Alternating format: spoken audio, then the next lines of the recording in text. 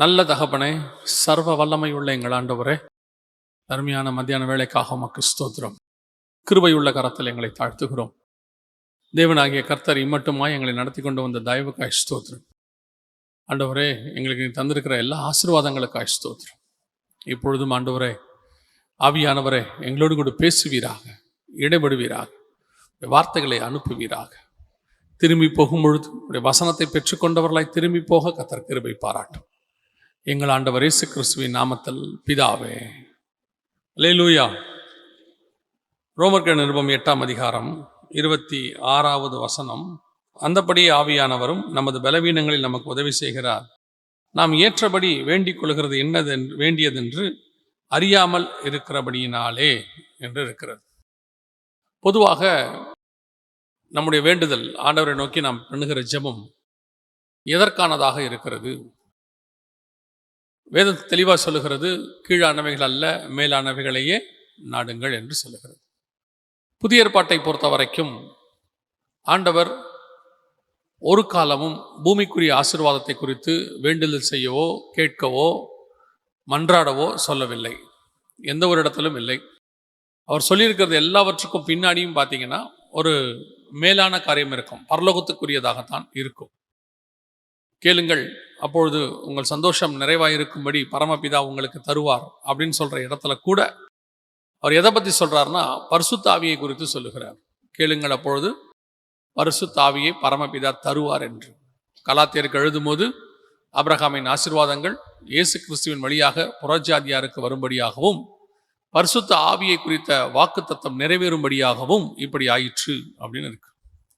So நமக்கான வேண்டுதல், நாம் தேவனிடத்தில் கேட்க வேண்டியது இன்னதென்று அறியாதிருக்கிறபடியினாலே. ஏன் உங்களுக்கு தெரியாதா? உங்களுக்கு என்ன தேவை என்று உங்களுக்கு தெரியாதா? நம்முடைய தேவை என்ன என்பது நமக்குத்தான் நன்றாக தெரியும் இல்லையா? மற்றவங்க எல்லாரை விட நமக்கு தான் நன்றாக தெரியும். அப்படி இருக்கும் பொழுது வசனம் சொல்லுது, நாம் ஏற்றபடி வேண்டிக் கொள்ள வேண்டியது என்னதென்று அறியாமல் இருக்கிறபடினால் அப்படின்னு இருக்கு. பழைய ஏற்பாட்டில கூட நான் சொல்லுகிறேன், அவர்கள் ஒரு காலகட்டத்தில் ஒரு சில காரியங்களை அவர்கள் கேட்டுக்கொண்டிருந்தார்கள். ஆபிரகாமிலிருந்தே நான் சொல்றேன். அவர் என்ன பண்றாரு, நம்மை போல ஒரு பாடுள்ள மனுஷனாக இருந்து அவர் உலக பிரகாரமான சம்பாத்தியங்களுக்கு பின்னால் போகிறார். கர்த்தர் கானானுக்கு போக சொன்னா இவர் ஆரானுக்கு போறாரு. ஆரானில் போய் சம்பாதிக்கிறாரு, சவதரிக்கிறாரு மனுஷங்களை எல்லாத்தையும். அப்புறம் ஆண்டவர் சொல்றாரு, இங்க என்ன பண்ணிட்டு இருக்கிற? நான் உன்னை கானானுக்கு தானே போக சொன்னேன், நீ கானானுக்கு போகணும் 2வது தடவை சொல்றாரு. சொன்ன உடனே ஆபிரகாம் புறப்பட்டு கானானுக்கு போகிறார். அங்கே போயும் அவர் என்ன பண்றாரு, ஆண்டவரை பார்த்து, எனக்கு எல்லாம் இருக்கு ஆண்டவரே, பிள்ளை இல்லாமல் இருக்கிறேனே அப்படின்னு கேட்கிறார். ஆண்டவர் அவருக்கு வாக்குத்தத்தம் கொடுக்கிறார். அப்போ ஆபிரகாம் அடுத்து என்ன செய்யறாரு, வாக்குத்தத்தம் பெற்ற உடனே நான் தேசத்தை எதனால் சுதந்திரத்துக் கொள்வேன் அப்படின்னு கேட்கிறார். நம்ம பாஷையில சொல்லணும்னா அவருக்கு ஆண்டவர் பிள்ளைய நல்ல சம்பாத்தியம் கொடுத்துட்டாரு. சம்பாத்தியம் வந்துருச்சு. இந்த சொத்துக்கெல்லாம் அதிபதி யாரு ஆண்டவரே? எனக்கு பின்னாடி யாரு? பையன் பிள்ளை இல்லையே. உடனே பிள்ளை வருது. பிள்ளை வந்த உடனே இந்த பிள்ளைகளுக்காக ஒரு வீடு கட்டணுமே அப்படின்னு நம்ம நினைக்கிற மாதிரி அவரும் கேட்குறாரு, எனக்கு ஒரு லேண்டு எப்போ கொடுப்பீர் ஆண்டவரே? இந்த தேசத்தை எதனால் நான் சுதந்திரத்துக் கொள்வேன்? எல்லாம் வாங்கிட்டாரு. இப்போ ஆண்டவர் அதுக்கும் வாக்கு பண்ணிட்டார், எல்லாம் வாங்கிட்டாரு. இப்போதான் ஆபிரகாமுக்கு தெரியுது, எபிரேயர் 11 இருக்கு, அதையெல்லாம் அதிலும் மேன்மையான பரம தேசத்தையே அவன் நாடினான் அப்படின்னு இருக்கு. அப்படின்னா என்ன அர்த்தம்? ஒரு பீரியடுக்கு அப்புறம் தான் அவருக்கு தெரிய வருது, இதெல்லாம் நம்ம கேட்டது வேஸ்ட்டு, இதெல்லாம் இல்லை. அப்போதான் அவருக்கு தெரியுது, இல்லை அந்தந்த ஏஜில் அந்தந்த ஆசை வர்றது இயல்பு, அந்தந்த தேவை நாம் ஆண்டவர்கிட்ட போவது இயல்பு, அது மனிதம். அப்படிதான் நம்ம படைக்கப்பட்டிருக்கிறோம். ஆனால் ஆண்டவர் சொல்றாரு, நீ என்னுடைய மகன், நீ உலகத்தார் கேட்குற மாதிரியே கேட்டு அதே ஆசை இருப்பினா உனக்கு என்ன கேட்கறதுனே தெரியலங்கிறார். உனக்கு என்ன கேட்கறதுனே தெரியல. அப்படி இருக்கும் பொழுது அதை கேட்பதற்கு ஆவியானவர் நமக்கு உதவி செய்கிறார்னு இருக்கு. ஏங்க எனக்கு தெரியாதா? என் பையனுக்கு நான் சரி அதெல்லாம் கேட்கல, என் பையனுக்கு ஒரு நல்ல ஞானத்தை கேட்குறேன், என் பிள்ளைக்கு ஒரு நல்ல வரன் கேட்குறேன், என் பையனுக்கு ஒரு வேலை கேட்குறேன். இப்போவும் ஆண்டவர் சொல்றாரு, நீங்கள் வேண்டிக் கொள்வது என்னதென்று அறியாதிருக்கிறபடினால். இதுவும் தேவ திட்டமா? இதுவும் ஆண்டவர்கிட்ட கேட்கக்கூடாதா அப்படின்னு சொன்னா வேதம் தெளிவா சொல்லுது, உங்களுக்கு என்ன தேவை என்பதை உங்கள் பரமபிதா முன்பே அறிந்திருக்கிறார் அப்படின்னு இருக்கு. உங்களுக்கு மட்டுமல்ல, உங்கள் தலைமுறைக்கும் ஆண்டவர் வச்சிருக்கிறார். அவர்களுக்கும் என்ன செய்யணும்னு தெரியும். உங்களுக்கு பிள்ளையை கொடுத்த ஆண்டவருக்கு அந்த பிள்ளைக்கு என்ன கொடுக்கணும்னு அவருக்கு தெரியும். அப்போ வேண்டுதல், இடைவிடாத வேண்டுதல் செய்யுங்கள், ஜெபம் பண்ணுங்கள் அப்படின்னு சொல்லி பவுல் சொல்ற இடங்கள் எல்லாம் பாருங்க, எந்த இடத்திலாவது வீட்டுக்காக இருக்குதா? யாராவது பவுல்கிட்ட வீட்டுக்காக ஜெபம் பண்ண வந்தாங்களா? சொத்துக்காக ஜெபம் பண்ண வந்தாங்களா? அல்லது யாராவது வேலை தேடி வந்தாங்களா? யோசித்து பாருங்க, ஏதாவது இருக்குதான்னு மட்டும் பாருங்க. அப்படின்னா வேதம் சொல்லக்கூடியதான வேண்டுதல் வேறு. நமக்கு இன்னும் அது என்னன்னே தெரியலன்னு பைபிள் சொல்லுது. பரிசுத்த ஆவியை பெற்றவர்களுக்கு சொல்றோம். அதாவது தேவனை அறிந்து ரட்சிக்கப்பட்டு பரிசுத்தாவின் அபிஷேகத்தை பெற்றுக்கொண்டவர்களுக்கு வேதம் சொல்லுது, நீங்கள் வேண்டிக் கொள்வது என்னதென்று அறியாது இருக்கிறபடினாலே. அப்ப இந்த வசனத்தை இந்த இடத்துல சொல்லும் பொழுது பவுல் எதை குறித்து எழுதுகிறார், எந்த காரியத்தை குறித்து எழுதுகிறார் அப்படின்னு சொல்லி நீங்க பாத்தீங்கன்னு சொன்னா 18வது வசனத்திலிருந்து அவர் எழுதுறார். 3 முக்கியமான காரியங்கள் அங்கே கொடுக்கப்பட்டிருக்கிறது. நீங்கள் என்ன செய்ய வேண்டும் என்பதை குறித்து, என்ன வேண்டுதல் செய்யணும் அப்படிங்கிறத குறித்து சொல்லிட்டு தான் இந்த 26வது வசனத்துல சொல்றாரு, ஆவியானவர் தாமே வாக்கு கடங்காத பெருமூச்சுகளோடு நமக்காக வேண்டுதல் செய்கிறார் அப்படின்னு இருக்கு. அப்படின்னா ஏதோ ஒரு வேண்டுதல் இருக்கு, ஏதோ ஒரு ஜெப குறிப்பு இருக்கு. அந்த ஜெப குறிப்பை நாம் ஜெபிக்கணும்னு ஆவியானவர் விரும்புறார். அந்த ஜெப குறிப்பை நாம் ஜெபிக்கும் பொழுது அவரும் நமக்கு உதவி செய்கிறார் அப்படின்னு இருக்கு. முதலாவதாக எதை குறித்து அந்த இடத்துல ஜெப குறிப்பு எதை குறித்து இருக்கிறது? இப்ப நீங்க எல்லாம் ஜெபத்துக்கு வந்து உட்கார்ந்து இருக்கிறீங்க. உங்கள் ஜெபம் என்ன? ஏசாயால எழுதும் போது மிக தெளிவாக ஆண்டவர் எழுதுறாரு, நீங்கள் வழக்குக்காகவும் வாதுக்காகவும் உபவாசம் இருக்கிறீர்கள். நீங்க உங்களுக்கு இருக்கிற கஷ்டம், உங்களுக்கு இருக்கிற கேஸ் ஜெயிக்கணும்னு, உங்களுக்கு இருக்கக்கூடியதான பிரச்சனை சால்வ் ஆகணும்னு இதுக்காக உபவாசம் இருக்கிறீங்க. அது எனக்கு அருவருப்பா இருக்குன்றார் ஆண்டவர். நீங்க தானியேல் எடுத்துக்கொள்ளுங்க, நெகேமியாவை எடுத்துக்கொள்ளுங்க, எஸ்தர் எடுத்துக்கொள்ளுங்க, எஸ்ராவை எடுத்துக்கொள்ளுங்க, யாரை வேணாலும் எடுத்துக்கொள்ளுங்க. இவங்களுடைய ஜெபங்களை எல்லாம் பாருங்க. இந்த ஜெபங்களுக்கு பின்னால் சுயம் இருக்காது, அவங்களுடைய தேவைகள் இருக்காது. தானியேல் 70 வாரம் அடிமைத்தனம் நீங்கணும்னு ஜெபம் பண்றாரு. நெகேமியா அலங்கம் கட்ட பண்ணணும்னு ஜெபம் பண்றாரு. எஸ்தர் ஜனங்கள் விடுதலையாக்க பண்ணணும்னு ஜெபம் பண்றாங்க. இப்படி ஒவ்வொருத்தருடைய ஜெபத்தையும் எடுத்து பாருங்க. அப்ப நம்முடைய ஜெபம் எதுக்காக இருக்கு? எப்போ பாரு நம்மெல்லாம் ஜெபிக்க ஆரம்பிச்சாலே நம்ம தான் கண்ணு முன்னாடி வந்து நிற்கிறோம். நம்முடைய தேவை கர்த்தர் நம்முடைய உலகத்தில் இருக்கக்கூடிய 90% மக்களில் விட ஒரு 10% மக்கள் ஆசீர்வாதமா இருக்கிறாங்கன்னு ஒரு சர்வே சொல்லுது. என்ன ஆசீர்வாதம் கேட்டா, ஒரு வெயிலுக்கு பனிக்கு மழைக்கு ஒரு வீடு, சொந்தமாக ஒரு வீடு, ஒரு வாகனம், 3 வேளை ஆகாரம்.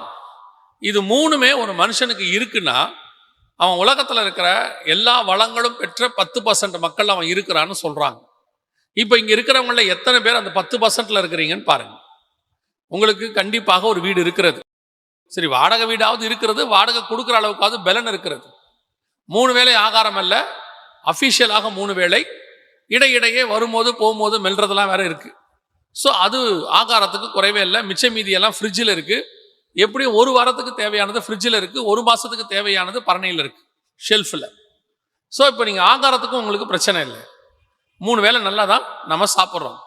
போக வரத்துக்கு ஒரு வாகனம் இருக்கு, 2 வீலரோ 4 வீலரோ ஏதோ ஒன்று இருக்கு. இவ்வளோ ஆசீர்வாதத்தை கர்த்தர் கொடுத்துருக்கிறார். ஆனாலும் இன்னும் நீங்கள் ஜெபம் பண்ணி முழங்கால் போட்டீங்கன்னா ஏதோ ஒரு ஜெப குறிப்பு, ஆண்டவரே அது சரியில்லை, இது சரியில்லை, அது கிடைக்கல, இது கிடைக்கல, ஏதாவது ஒன்று கேட்டுக்கிட்டே இருக்கிறீங்க, ஏதாவது ஒன்று ரெக்வஸ்ட் வச்சுக்கிட்டே இருக்கிறீங்க.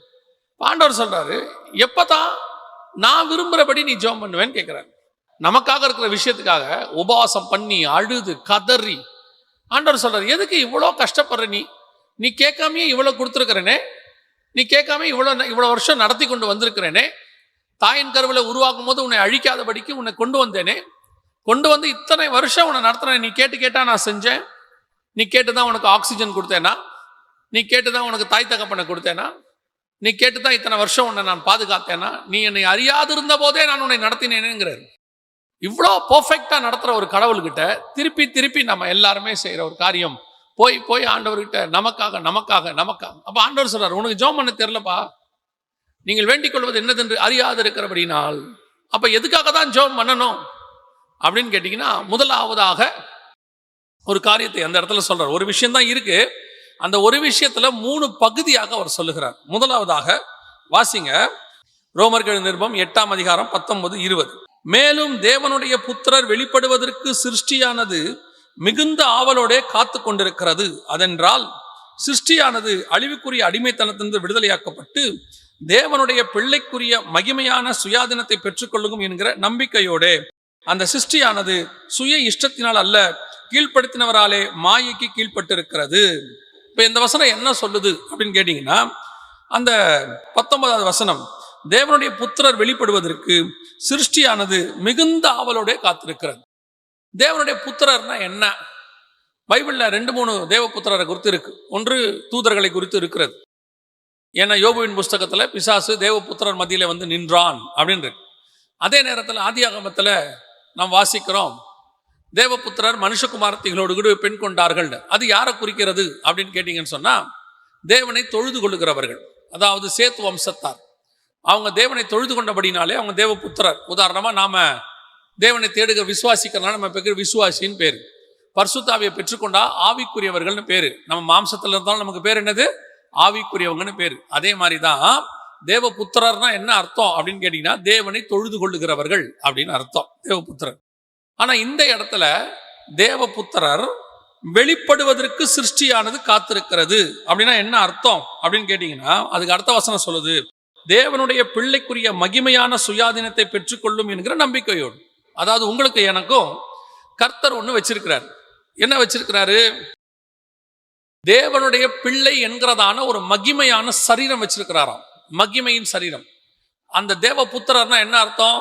ஒன்னு தூதரை குறிக்கிறது. இப்ப இயேசு நம்மை பத்தி சொல்லும் போது, நீங்கள் பரலோகத்திலே தூதர்களை போல் இருப்பீர்கள் அப்படின்னு சொல்றார். அதோட அர்த்தம் என்னன்னா, அந்த தூதர்களுக்குரிய அதே மாதிரி பிள்ளைக்குரிய சரீரம் ஒன்று அவர் வச்சிருக்கிறார்.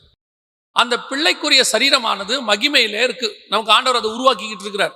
எப்படி ஆதாமுக்கு 6ஆம் நாளிலே மண்ணினாலே ஒரு சரீரத்தை செய்தாரோ, அதே மாதிரி உங்களுக்காகவும் எனக்காகவும் ஆவியிலே ஒரு சரீரத்தை செய்து கொண்டிருக்கிறார். ஆவியிலே அந்த சரீரத்தை செய்கிறதுனாலே அந்த சரீரத்தை உங்களுக்கு எனக்கும் ஆயத்தப்படுத்தி அந்த சரீரத்தை நீங்கள் போகும்போது உங்களுக்கு கொடுப்பார். அழிவுள்ளதான இது அழியாமையும், சாவுக்கு ஏதுவான இது சாவாமையும் தரித்து கொள்ளும். நம்ம அந்த வசனத்தை சும்மா சர்வசாதாரணமா கல்றையில அடக்காராதனையில சொல்லிட்டு போயிடுறோம். எப்படி சொல்லிட்டு போயிடும்? மண்ணை தூக்கி போடும்போது அழிவுள்ளதான இது அழியாமையும், சாவுக்கு ஏதுவான இது சாவாமையும் தரித்து கொள்ளும். அதோட அர்த்தம் என்னன்னா, இந்த தேவ புத்திரர் வெளிப்படுவதற்கு சிருஷ்டியானது, எது சிருஷ்டி? இந்த ஆத்மா. உங்களுக்குள்ள இருக்கிற ஆத்மாவானது இந்த மண்ணான சரீரத்தை விட்டு விட்டு தேவன் வெளிப்படும் பொழுது அவருடைய மகிமையான சரீரத்தை கொண்டு வருவார். நமக்குரிய மகிமையின் சரீரத்தை கொண்டு வருவார். அந்த சரீரத்துக்காகத்தான் நீங்களும் நானும் காத்து கொண்டிருக்க வேண்டுமா? நம்ம ஆத்மா அதுக்கு தான் ஏங்குதான். அதுக்காக தான் கர்த்தர் உங்களையும் என்னையும் வேறு பிரிச்சு கொண்டு வந்தாராம். கீழே எழுதுறார், பவுல் சொல்றார், கொண்டு வந்து இந்த மாம்ச சரீரத்துல ஏன் இன்னும் வச்சிருக்கிறாருன்னா, அந்த ஆவிக்குரிய சரீரத்தை பெற்றுக்கொள்ளும்படி வச்சிருக்கிறார். அப்படியானால் உங்களுக்கும் எனக்கும் முதல்ல இருக்க வேண்டியதான அந்த ஜெப குறிப்பு என்னன்னு கேட்டா, அந்த மகிமையின் சரீரத்தை நான் பெற்றுக்கொள்ள வேண்டும். அந்த மகிமையின் சரீரத்தை பத்தின ஒரு ஆவல் எனக்கு இருக்கணும். 1 யோவான் 3ஆம் அதிகாரம் 2வது வசனத்தை வாசிங்க. பிரியமானவர்களே, நல்லா கவனிங்க. அந்த வசனம் என்ன அழகா சொல்லுது பாருங்க. இப்பொழுது தேவனுடைய பிள்ளைகளாய் இருக்கிறோம், இனி எவ்விதமாய் இருப்போம் என்று வெளியரங்கமாகவில்லை. ஆகிலும் அவர் வெளிப்படும் போது அவர் இருக்கிற வண்ணமாய் நாம் அவரை தரிசிப்பதினால் அவருக்கு ஒப்பாய் இருப்போம். இப்பொழுது நாம் தேவனுடைய பிள்ளைகளாய் இருக்கிறோம். இந்த இடத்துல வசனம் சொல்லுது, தேவ பிள்ளைகளுக்குரியதான மகிமையான சுயாதீனம். இப்ப இந்த ரெண்டுத்துக்கும் ஒரு கான்ட்ராக்ட் இருக்கு பாருங்க. இப்பவே நம்ம என்னவா தான் இருக்கிறோமா? தேவனுடைய பிள்ளைகளாக இருக்கிறோம். வசனம் சொல்லுது, ஏற்றுக்கொண்டவர் எத்தனை பேரோ அத்தனை பேரும் தேவனுடைய பிள்ளைகளாக படிக்க அவர் என்ன கொடுத்திருக்கிறார்? அதிகாரம் கொடுத்திருக்கிறார். இப்ப நீங்கள் நாளெல்லாம் அவரை அப்பா பிதாவே என்று அழைக்கிற சுவிகார புத்திரத்தின் ஆவியை நாம் பெற்றிருக்கிறோம். ஆனா வசனம் சொல்லுது, தேவனுடைய பிள்ளைக்குரியதான சரீரம் வரப்போகிறது, சுயாதீனம் வரப்போகுது. அப்படின்னா என்னங்க அர்த்தம்? இப்ப நான் பிள்ளை இல்லையா? இப்ப நம்ம பிள்ளைகள் தான். இப்ப நாம் பிள்ளைகள் தான். கவனிங்க, தேவன் ஆதாமை உண்டாக்கினார். உண்டாக்கியும் போது தேவ சாயலாகவும் தேவ ரூபத்தின் படியும் உண்டாக்கினார். அப்படிதான் பைபிள் சொல்லுது. இப்ப ஆதாம் பார்க்கறதுக்கு தேவன் மாதிரியே இருக்கிறான். அதான் அந்த சரீரம் அப்படியே பார்க்கறதுக்கு அப்படியே இருக்குது. இப்போ ஆதாம் பாவம் செஞ்சிட்டாரு. செஞ்ச பிறகு அவர் ஒரு குமாரனை பெற்றெடுக்கிறார். அங்கே வசனம் சொல்லுது, ஆதாம் தேவ சாயலாகவும் ரூபத்தின்படியும் படைக்கப்பட்டான். ஆதாமுக்கு 130 வயதாகும் போது, அப்படிதானே இருக்குது, வயதாகும் பொழுது தன் சாயலாய் ஒரு குமாரனை பெற்றான். அப்படிதானே இருக்கு. அப்ப தேவ சாயல் போயிடுச்சு. இப்ப யார் சாயல் வந்துருச்சு? தன் சாயல். ஆனா ஒண்ணு புரிஞ்சுக்கணும், உள்ள இருக்கிறது தேவனுடைய ஊதின ஆத்மா. கர்த்தர் அவனுக்குள் சுவாசத்தை ஊதினார், அவன் ஜீவ ஆத்மாவானான். உள்ள இருக்கிறது கர்த்தர் ஊத்தினதான ஜீவ ஆத்மா. ஆனா வெளியே இருக்கிற சரீரம் சாயல் மாறிடுச்சு. தேவ சாயல்ல இருந்து மனுஷ சாயல் ஆயிடுச்சு. இப்போ அடுத்து அடுத்து அடுத்து அடுத்து 6000 வருஷம் இப்போ அந்த மனுஷ சாயல்ல நாம வந்துட்டோம். இப்ப நாம மனுஷ சாயலா இருக்கிறோம். ஆனால் இயேசுவை ஏற்றுக்கொண்டபடியினால், அவருடைய ரத்தத்திலே நாம கழுவப்பட்டபடியினால் இப்ப நாம் தேவனுடைய பிள்ளைகளாய் மாறிட்டோம். உள்ளே மாறிட்டோம். ஆனா வெளியே இருக்கிற சரீரம் இன்னும் யார் சாயலா தான் இருக்குது? நம்ம அப்பா அம்மா சாயலா தான் இருக்கு. பார்க்கும்போது நம்ம அப்பா அம்மா சாயல் தான் தெரியுது. உங்களை பார்க்கும்போது, உங்க பிள்ளைய பார்க்கும்போது உங்க பிள்ளை உங்களை மாதிரியே இருக்குது, நமக்கு ஒரு சந்தோஷம் வருது. ஏன் இந்த சாயல் வெளியே இருக்குது அப்படின்னு கேட்டீங்கன்னா, உள்ளே தான் நான் மாறி இருக்கிறேன், தேவனுடைய பிள்ளையாய் மாறிட்டேன். நான் அவருடைய ரத்தத்தால கழுவப்பட்டுட்டேன். உள்ளுக்குள்ள அந்த சுபாவத்துக்கு நான் வந்துகிட்டே இருக்கிறேன். கொஞ்சம் கொஞ்சமா வரேன். உள்ளுக்குள்ளையும் இந்த உலக மனுஷனுடைய சாயல் தான் இருந்துச்சு. உங்க அப்பாவுடைய குணம் இருக்கும், உங்க அம்மாவுடைய குணம் இருக்கும், உங்க தாத்தா குணம் இருக்கும். கொஞ்சம் பேர் சொல்லுவாங்க, அப்பா மாதிரியே கோவக்காரனா இருக்கிறான் அப்படிம்பாங்க. அவங்க ஒரு எக்ஸாம்பிள் சொல்லுவாங்கல்ல, அது என்ன காரணம்னா உள்ளுக்குள்ள அவங்க சாயல் தான் நமக்கு இருக்கு. ஏன்னா அவங்களுக்குள்ள இருந்து நம்ம மாம்ச சாயலாய் படைக்கப்பட்டோம். இப்ப இயேசுவிடத்துல கழுவப்பட்ட உடனே கொஞ்சம் கொஞ்சமா இயேசுவின் சாயலுக்கு மாறுறோம். அது உள்ள மட்டும்தான் மாறிக்கிட்டு இருக்கிறோம், வெளியவும் மாறணும். வெளியே என்ன பண்றாரு ஆண்டவர்? உள்ள முழுசா நீங்க தேவ பிள்ளையா மாறின உடனே இந்த ஆத்மா தேவனுடைய படைக்கப்பட்ட அந்த ஆதியில எப்படி இருந்துச்சோ அப்படி மாறின உடனே இந்த ஆத்மாவை கொண்டு போய் அவர் உண்டாக்கி வச்சிருக்கிற தேவ பிள்ளைக்குரிய சரீரம்னு ஒண்ணு இருக்குது, அவர் சாயலாகும், அவர் ரூபத்தின்படி. அது உள்ள கொண்டு போய் உங்க ஆத்மா வச்சிடுறாரு. அதான் அழிவுள்ளதான இது அழியாமையும், சாவுக்கு ஏதுவான இது சாவாமையும் தரித்துக் கொள்ளும். அந்த சரீரம் தான் தேவனுடைய பிள்ளைக்குரிய சரீரம். அதுதான் மகிமையின் சரீரம். இப்போ உங்களுக்கு என்ன தோணணுமா? வசனம் சொல்லுது, அந்த பிள்ளைக்குரிய சரீரத்தை நீங்கள் வாஞ்சிக்கணும் இருக்கு. அந்த பிள்ளைக்குரிய சரீரத்தை குறித்து உங்களுக்குள்ள ஒரு எதிர்பார்ப்பு வரணும்னு இருக்கு.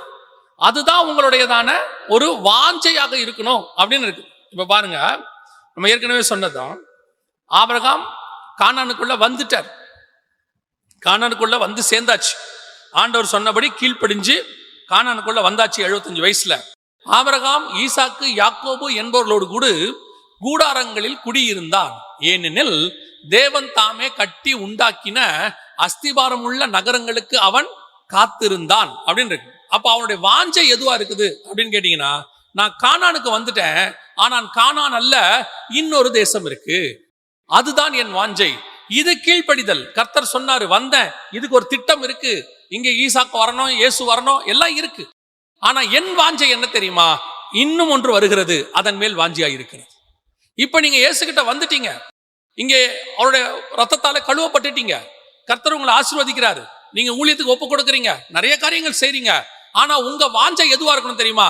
இதல்ல, தேவ புத்திரர் வெளிப்படும்படிக்கு எனக்கு ஒரு சரீரத்தை கர்த்தர் செய்றாரு, அந்த சரீரத்தை நான் பெற்றுக்கொள்ள வேண்டுமே. அந்த சரீரம் எப்படி இருக்கும், அந்த சரீரத்தினுடைய அமைப்பு எப்படி இருக்கும், அதை நான் பார்க்கணும். இதைத்தான் பவுல் சொல்றாரு.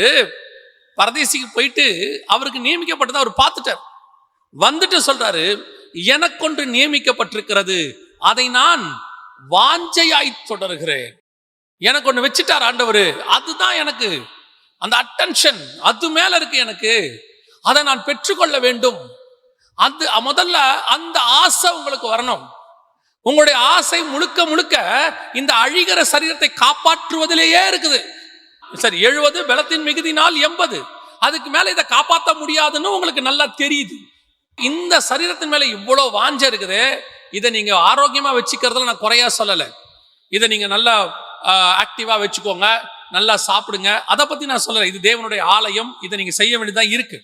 ஆனால் இது மேல கண்டிப்பா அழியும்னு தெரிஞ்சு இது மேல உங்களுக்கு இவ்வளவு இருக்கு, இதுக்கு ஒரு இன்சூரன்ஸ் போடுறீங்க. ஒருவேளை எனக்கு 60 வயசுல உடம்பு சரியில்லாம போனா, 70 வயசுல கிட்னி ஃபெயிலியர் ஆனா, 75 வயசுல எனக்கு ஏதாவது ஒண்ணு நடந்தா அப்படின்னு இப்ப போட்டு வச்சுக்கிறீங்களே, அப்ப இந்த சரீரத்தின் மேல உங்களுக்கு இவ்வளவு ஒரு வாஞ்சையும் ஒரு என்ன சொல்றது ஒரு பிரிகாஷனும் இருக்குது. உங்க வரப்போற சரீரத்தின் மேல உங்களுக்கு ஏதாவது இருக்குதா? அதை பத்தினதான ஏதாவது ஒரு விஷனாவது இருக்குதா? அது மேல ஒரு விருப்பம் இருக்கா? பார்க்கணுங்கிற ஆசையாவது இருக்குதா? இல்ல அந்த எண்ணமாவது தோணுதா? பாருங்க, இப்ப நீங்க தேவனுடைய பிள்ளைகளா இருக்கிறீங்க, மாற்று கருத்து இல்ல. ஆனா வசனம் சொல்லுது தேவனுடைய பிள்ளைக்குரிய சரீரம் வெளிப்பட போகிறது அப்படின்னு இருக்கு. அந்த சிருஷ்டிக்கு அது வரப்போகுது அப்படின்னு இருக்கு. அது என்ன, இப்ப நான் பிள்ளையா இருக்கிறேன், அங்க ஒரு பிள்ளை வெளிப்பட போகுது அப்படின்னும் போது ஆண்டவர் வசனத்துல இருந்து ஒரு காரியத்தை சொல்லி கொடுத்தாரு. என்ன சொல்லி கொடுத்தாரு? இப்ப தகப்பனை விட்டு இளையகுமாரன் பிரிந்து போகிறான். போய் நல்ல சந்தோஷமா இருக்கிறான். நல்ல உலகத்தை அவன் அனுபவிக்கிறான். கொண்டு போன பணம் எல்லாம் மாறிடுச்சு. இப்போ எல்லாம் ஓவராகி பண்ணி தவுடை திங்கிற அளவுக்கு அவன் வந்துட்டான். ஆனால் அவன் வெளியே அவன் ரூபம் மாறிடுச்சு. எப்படி மாறிடுச்சுன்னு கேட்டீங்கன்னா, அவனுடைய சரீரம் அவங்க வீட்டில் இருந்த பிள்ளைக்குரிய அந்த ட்ரெஸ் இல்லை, அவங்க பிள்ளைக்குரியதான எந்த விதமான அடையாளமும் உடம்புல இல்லை. ஒருவேளை பண்ணிய மேய்க்கிறதுனால அவன் கருத்து போயிருக்கலாம் வெயிலில் பட்டு, அல்லது அவன் சரீரம் அந்த ட்ரெஸ் எல்லாம் மாறி இருக்கலாம், அழுக்காக இருக்கலாம், முடி வெட்டுறதுக்கு வழி இல்லாமல், ஏன்னா சாப்பாட்டுக்கே வழி இல்லை, எப்படி முடி வெட்டுறது, முடி வெட்ட முடியாம இருந்திருக்கலாம், தாடி கடியெல்லாம் வளர்ந்து இருந்திருக்கலாம். ஆனால் ஒன்று மட்டும் மாறவே இல்லை, அவன் உள்ளத்துக்குள்ள நான் அந்த தகப்பனுடைய மகன் என்கிற எண்ணம் மாறவே இல்லை. அவன் சொல்றான், நான் என் தகப்பனிடத்துல போவேன், நான் போய் கேட்பேன் அவர்கிட்ட அப்படிங்கிறான். அப்போ வெளியே சரீரம் மாறி இருக்கு, அடையாளம் மாறி இருக்கு, எல்லாம் மாறி இருக்கு, உள்ள மட்டும் மாறல. இதுதான் இப்ப நீங்களும் இந்த நிமிஷம் நீங்களும் அதுதான் நீங்க நினைச்சிட்டு இருக்கிறீங்க இளையகுமாரன் பாவம் செஞ்சு போனவன். இளையகுமார் என்றால் ஆதாம் தப்பு செய்து வந்தது, அதனுடைய அமைப்புல தான் இப்ப நீங்கள் நானும் இருக்கிறோம். நாம என்ன ஒரு பெரிய கிருபைன்னு கேட்டா, நாம இப்ப பண்ணி தவுடு திங்கல, ஏதோ கர்த்தருடைய கிருபையில நல்ல நிலைமையில இருக்கிறோம், அவ்வளவுதான். ஆனா இன்னும் நமக்கு உள்ளுக்குள்ளதான் தேவனுடைய குமாரன் பிள்ளை அப்படிங்க இருக்கு. இப்ப இவன் என்ன நினைக்கிறான், நான் எங்க அப்பா கிட்ட போவேன், அங்க போனா எனக்கு எல்லாம் மாறும்னு நினைக்கிறான். இப்போ இவனுடைய உள்ளுக்குள்ள தகப்பனுடைய பிள்ளையா இருக்கிறான், வெளியே பண்ணி மேய்க்கிறவனாக இருக்கிறான், வெளியே அந்த வீட்டுல ஒரு வேலைக்காரன் அடிமையாக இருக்கிறான், ஆனா உள்ளுக்குள்ள பிள்ளையாக இருக்கிறான். இந்த ரெண்டும் ஒரு காரியத்தை அடையணும், வெளியவும் பிள்ளையா மாறணும், உள்ளேயும் பிள்ளையா மாறணும். இப்ப இவனுக்கு ஒரு வாஞ்சை இருக்குது, என் தகப்பன் வீட்டுக்கு போனா எல்லாமே மாறும், எல்லாமே செய்யும், என் தகப்பன் வீட்டுக்கு போனா நான் நல்லா இருப்பேன் அப்படின்னு ஒரு ஃபீல் வருது. இப்ப அங்கே போகிறான். போனவன என்ன நடக்குது, அவன் வஸ்திரத்தை மாத்துறார், அவனுக்காக எல்லாம் மாறுது. இப்போ திருப்பி வெளியவும் பிள்ளைக்குரிய அமைப்பு வந்துருச்சு, உள்ளேயும் பிள்ளைக்குரிய அமைப்பு வந்துருச்சு. இந்த இடத்தை தான் நீங்கள் நானும் அட்டைன் பண்ணணும். இப்ப நாம எல்லாருமே யாரோ ஒருத்தருடைய பிள்ளைகள், பூமியில நம்ம தாய் தகப்பனுக்கு நம்ம பிள்ளைகள், அவங்களுடைய அமைப்பு நமக்குள்ள இருக்கு. இந்த பூமிக்குரியதான சுபாவம் இருக்கு, இந்த பூமியில இருக்கக்கூடியதான எண்ணங்கள் நமக்கு இருக்கு, பூமிக்குரிய எதிர்பார்ப்பு, பூமிக்குரிய பாவம் எல்லாம் நம்மள இருக்கு. ஆனா உள்ளுக்குள்ள நாம் தேவனுடைய பிள்ளைகளா இருக்கிறோம். கர்த்தர் நம் பாவத்தை மன்னிச்சிருக்கிறார், கர்த்தர் மேல வாஞ்ச இருக்குது. இப்ப அந்த இளையகுமாரனுக்கு வந்ததான அந்த விருப்பம் உங்களுக்கு வருதா? அதைத்தான் நான் கேட்கிறேன். அவனுக்கு ஒரு விருப்பம் இருக்கு, நான் இப்ப பண்ணி தவுட்டுக்கு பக்கத்துல உட்கார்ந்து இருக்கிறேனே, அதே இளையகுமாரன் தகப்பனை விட்டு பிரிஞ்ச பிறகு பாருங்க, இப்போ அவன் சரீரம் வேற மாதிரி இருக்கு. பண்ணி தவுட்டுக்கு போறதுக்கு முன்னாடி நல்ல ட்ரெஸ் போட்டிருக்கிறான், விபச்சாரிகளோட போயிட்டு இருக்கிறான், குடிக்கிறான், ஃப்ரெண்ட்ஸோட இருக்கிறான். இப்போ அவன் பண்ணி தவுடு திங்கல, ஆனா நல்லா இருக்கான். இப்போ அவனுக்கு உள்ளுக்குள்ள தகப்பன்களுடைய எண்ணம் வரல, வெளியும் உள்ளேயும் ஒரே மாதிரி இருக்கான். இப்போ அந்த இடத்துல தான் நீங்களும் நானும் இருக்கிறோம். வெளியே நல்லாவும் இருக்கிறோம், உள்ளுக்குள்ள தேவனுடைய பிள்ளைகளா இருக்கு. கொஞ்சம் மாறணும்.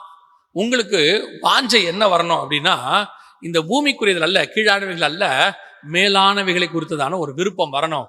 அந்த தாகத்தை உங்களுக்குள் ஆவியானவர் ஊற்றுவார். அதுக்காக ஜெபம் பண்ண சொல்லுவார்.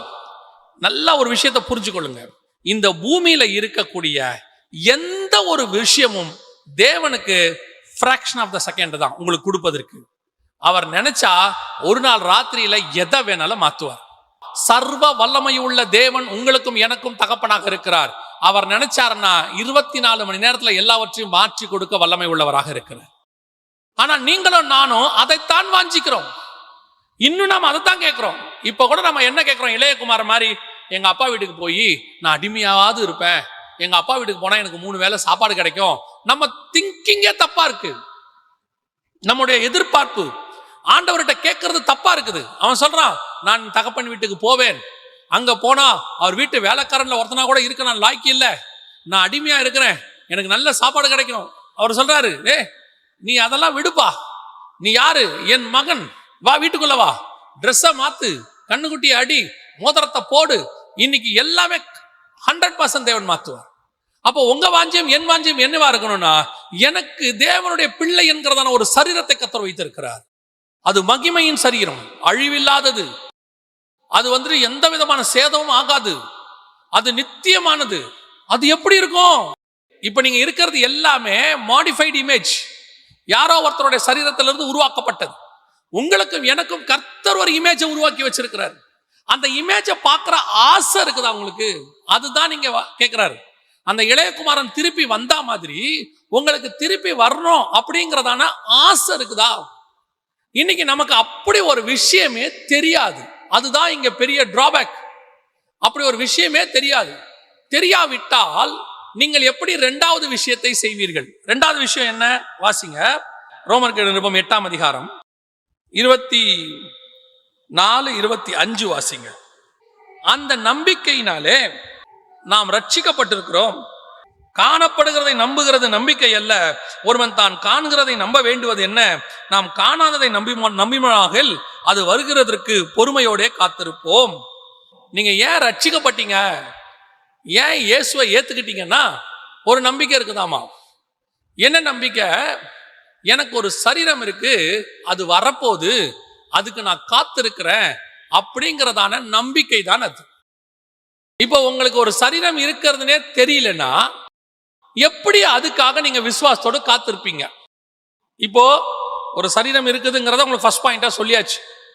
இப்போ உங்களுக்கு அது தெரியலன்னா, இந்த செய்தியை ஆரம்பிக்கும் போது நமக்கு ஆவியானவர் தாமே வாக்கு கடங்காத பெருமூச்சுகளோடு விண்ணப்பங்களை ஏறெடுக்கிறதுக்கு உதவி செய்கிறார்னு உங்க தாட் என்னவா இருக்கும்னா, ஆவியானவர் என்னத்துக்காக உதவி செய்கிறார், என்ன கேட்க சொல்ல போறாரு? ஒருவேளை பூமிக்குரியதா இருக்காது, ஏதோ ஒண்ணு இருக்குது, அதோ வானத்துக்குரியது, அல்லது வானத்து நட்சத்திரத்தை போல உன் சந்ததியை பெருக பண்ணுவேன், ஏதோ ஒண்ணு இருக்குமோ அப்படின்னு உங்க தாட்டு முழுக்க அதுல இருந்திருக்கும். இல்ல, அது மகிமையான சரீரம், அது இயேசு செஞ்சு வச்சிருக்கிறாரு, தேவனுடைய பிள்ளை புத்திரர் தூதருக்குரியதான அந்த ஒரு அமைப்பு அங்க இருக்கு, அதுக்கு தான் நாம காத்திருக்கணும் அப்படின்னு சொல்லி அந்த சரீரம் ஒண்ணு இருக்குதுன்னு சொன்னா தானே உங்களுக்கு அது தெரியும். இப்ப அது உங்களுக்கு தெரிஞ்சிருச்சு. தெரியாம எப்படி நம்பி இருப்பீங்க? தெரியலன்னா எப்படி நம்புவீங்க? ஒண்ணு உங்களுக்கு இப்போ ஆண்டவர் சொல்றாரு, எனக்கு பிள்ளை இல்லாமல் இருக்கிறேனே அப்படின்னு ஆபிரகாம் கேட்ட உடனே கர்த்தர் சொல்றாரு, இந்த வானத்து நட்சத்திரத்தை பாரு. ஆமா, அங்க இருக்குதா அப்படின்னு கேட்கிறாரு. அவன் சொல்றான், ஆண்டவரே எண்ண முடியாது. ஆனா கர்த்தர் காட்டும் போது அவனுக்கு நட்சத்திரமே தெரியாது. ஏன் தெரியாதுன்னா, கர்த்தர் கூப்பிட்டது பகல்ல, ஆண்டவர் கூப்பிட்டது ஆதியாகமம் 15:5 கர்த்தர் அவனை வெளியே அழைத்து வானத்தை அண்ணாந்து பார், நட்சத்திரங்களை எண்ண கூடுமானால் எண்ணு, உன் சந்ததி அவ்வண்ணமாய் இருக்கும் என்றார் அப்படின்னு வசனம் இருக்கு. ஆனா கூப்பிட்ட போது பகல். எப்படி சொல்றீங்க அப்படின்னு கேட்டா, கீழே அடுத்து வருது, ஆண்டவர் சொல்றாரு 3 வயது கிடாரி, 3 வயது காளை, அப்புறம் புறா குஞ்சு எல்லாத்தையும் பலி கொடு எல்லாம் சொன்ன பிறகு அவன் போய் எல்லாத்தையும் பலி கொண்டு வந்து பலிபீடத்துல அடுக்கின பிறகு வசனம் சொல்லுது சூரியன் அஸ்தமிக்கும் போது அப்படின்னு இருக்கு. அவரோட அர்த்தம் என்ன அப்படின்னு கேட்டீங்கன்னா, இவ்வளவும் அவன் நடந்தது பகல்ல, அதுக்கப்புறம் தான் சூரியனை என்ன ஆகுது, அஸ்தமிக்குது. அதுக்கு முன்னாடி கர்த்தர் அவனை அழைக்கும் போது பட்ட பகல். இப்போ கர்த்தர் அவனை அழைத்து வானத்தை அண்ணாந்து பார், நட்சத்திரத்தை உன்னால பார்க்க முடியுதா, நட்சத்திரம் எண்ணு அப்படின்னாரு. இப்ப அவன் கண்ணுக்கு நட்சத்திரம் தெரியல, ஆனா ஒண்ணு தெரியும், நட்சத்திரம் இருக்கு. நான் ஏற்கனவே என்ன பண்ணிருக்கிறேன், பார்த்திருக்கிறேன். ஏற்கனவே நட்சத்திரத்தை பார்த்த எனக்கு ஒரு அனுபவம் இருக்கு. அதான் விசுவாச பிரமாணம். விசுவாசம் எனப்படுவது யாதெனில் நம்பப்படல் மேல் உறுதியும் காணப்படாத மேல் நிச்சயம். நம்பப்படல் மேல் உறுதினா என்ன? அங்க இருக்கு நட்சத்திரம், ஏற்கனவே பார்த்திருக்கேன், இப்ப என் கண்ணுக்கு தெரியல, அவ்வளவுதான். இதே தான் இந்த விஷயத்துக்கு நீங்க கொண்டு வரணும். இங்க வசனம் சொல்லுது, காணாததை நம்பினோமாகில் அது வருகிறதுக்கு பொறுமையோட காத்திருப்போம். இப்ப நான் அதை பார்க்கல, காணல, ஆனா எனக்கு தெரியும் இருக்கு. அவன் சொல்றான், நான் நட்சத்திரத்தை இப்ப கண்ணு பார்க்கல, ஆனா விசுவாசிக்கிறேன். அதைத்தான் கர்த்தர் நீதியாக எண்ணினார். இப்போ உங்களுக்கு எனக்கு ஒரு சரீரம் இருக்கு அப்படிங்கிறத நீங்க நம்புறீங்களா? ஆண்டவர் எனக்கு ஒரு சரீரம் செஞ்சு வச்சிருக்கிறாரு அப்படிங்கிறது முதல்ல உங்களுக்கு தெரியணுமே. அவனுக்கு நட்சத்திரம் இருந்தது தெரிஞ்சா மாதிரி உங்களுக்கு உங்க சரீரம் இருக்கிறது தெரியணுமே. அதை உங்க ஆவியின் கண்கள் தரிசிக்கணுமே, அதை நீங்க பார்க்கணுமே. அதைத்தான் பவுல் எழுதுறாரு. அதை குறித்ததான ஒரு வாஞ்சை உங்களுக்கு இருக்கணுமே. நல்லா தெரிஞ்சுக்கொள்ளுங்க, முதல்ல உங்களுக்கு வச்சது மகிமையான சரீரம், அதை பத்தினதான ஒரு அறிவு நமக்கு இருக்கணும். எனக்கு ஆண்டவர் வச்சிருக்கிறாரு, அதுக்காகத்தான் நான் இங்கே வைக்கப்பட்டேன், அதுக்காகத்தான் நான் கிறிஸ்துவை ரட்சிக்கவே பட்டேன். இந்த வசனம் சொல்லுது, அந்த நம்பிக்கையினாலே நாம் ரட்சிக்கப்பட்டிருக்கிறோம். எந்த நம்பிக்கை? எனக்கு ஒண்ணு வச்சிருக்கிறாரு, அதான் என் நம்பிக்கை. நம்ம ஏன் ரட்சிக்கப்பட்டோம்? நம்ம எல்லார்கிட்டையும் பதில் இருக்குது. ஏன் ரட்சிக்கப்பட்டோம்? நோயிலிருந்து ஆண்டவர் சுகமாக்குனாரு, சரி அதெல்லாம் செஞ்சாரு. இப்ப ஏன் ஆண்டவருக்குள்ள இருக்கிறீங்க? ஆண்டவர் வீடு கொடுப்பார், ஆண்டவர் வாசல் கொடுப்பார், ஆண்டவர் 1000 மடங்கு ஆசீர்வதிப்பார், உலகத்தில் இருக்கிறவரிலும் கர்த்தரை பலுகி பெருக பண்ணுவார். நீங்க அதெல்லாம் பழைய ஏற்பாடு. அப்படி பழைய ஏற்பாட்டுல சொன்ன அவனே சொல்லிட்டான், இது அல்லங்க, இந்த விஷயமே இல்லைங்க, எனக்கு ஒண்ணு வேற ஒண்ணு இருக்குங்க, நான் அங்க போறேன்றான். ஆனா புதிய ஏற்பாட்டுல உங்க அழைப்பே அதானாமா, நான் அந்த நம்பிக்கையினாலே ரட்சிக்கப்பட்டேன். எந்த நம்பிக்கையினால? எனக்கு தேவ புத்திரர் என்கிறதான தேவ பிள்ளை எனக்கூடியதான ஒரு மகிமையான சரீரத்தை கர்த்தர் வச்சிருக்கிறார். இப்ப அந்த சரீரத்தை நீங்கள் முதல்ல அந்த விஷயம் உங்களுக்கு தெரிஞ்சா அடுத்து நீங்க என்ன பண்ணுவீங்க தெரியுமா? அது வருவதற்கு பொறுமையோடே காத்திருப்பீர்கள். இப்ப நீங்க எதுக்காக நாம காத்திருக்கணும் தெரியுமா? அந்த சரீரம் எனக்கு வரப்போகுது, ஆண்டவர் கொண்டு வர போறாரு, அது வெளிப்பட போகுது, அது எப்படி இருக்குமோ, அது எனக்கு எப்படி ஃபிட் ஆகுமோ. உங்களுக்கு ஏதோ ஒன்று வாங்கிட்டு வரேன்னு அப்பா சொல்லிடுவார் ஃபோன் பண்ணி, பையனுக்கோ பொண்ணுக்கோ இல்லை மனைவிக்கோ, நான் ஒன்று வாங்கிட்டு வரேம்மா அப்படின்னு தரேன்னு வச்சுக்கோங்க. நமக்கு இப்போ எப்படி இருக்கும் தெரியுமா? நான் ஒரு தடவை என் பையன்கிட்ட சொன்னேன், அவன் ரொம்ப நாளாக ஒரு ஷர்ட் கேட்டுக்கிட்டே இருந்தான். நான் சொன்னேன், அந்த ஷர்ட் கடையை போய் பார்த்த உடனே சரி அவன் கேட்டானேன்னு ஆசைப்பட்டானே அப்படின்ட்டு ஃபோன் பண்ணி, தம்பி உனக்கு என்ன கலராக வேணும் அப்படின்னு சொன்னேன். அப்போது அவன் ஒரு கலர் சொன்னான். சரின்னு சொன்னேன், ஃபோனை வச்சுட்டேன். திருப்பி ஃபோன் வந்துச்சு, பா சைஸ் என்ன வாங்க போறீங்கன்னா. நான் சொன்னேன், அவன் சைஸ் சொன்னேன், இதானடானே, கரெக்ட் அதே சைஸ் தான் அப்படின்னு வச்சுட்டான். திருப்பி அடுத்து சொன்னான், அப்பா ஃபுல் கை வாங்கிருங்க, ஸ்லாக் வாங்கிடாதீங்க அப்படின்னா. சரின்னு ஃபோனை வச்சுட்டேன். அப்போ ஒன்று வாங்கிட்டு வரோன்னு சொன்ன உடனே அவனுக்கு ஒரு எக்ஸைட், வாங்கிட்டு வர போறாரு, அப்பா நம்ம கேட்டது கிடைக்க போகுது, அது வருது அப்படிங்கிற ஒரு வாஞ்சை. இப்போ நான் எடுத்துட்டு வீட்டுக்கு போறேன், மீட்டிங் எல்லாம் முடிச்சுட்டு மறுநாள் தான் போறேன். அந்த மீட்டிங் சண்டே முடிச்சுட்டு நைட் கிளம்பி மறுநாள் போறேன். காலையில போய் இறங்கி வீட்டுக்குள்ள நுழைஞ்ச உடனே அவன் உள்ள வந்த உடனே கேட்டான், இந்த சட்டை எங்க அப்படின்னா.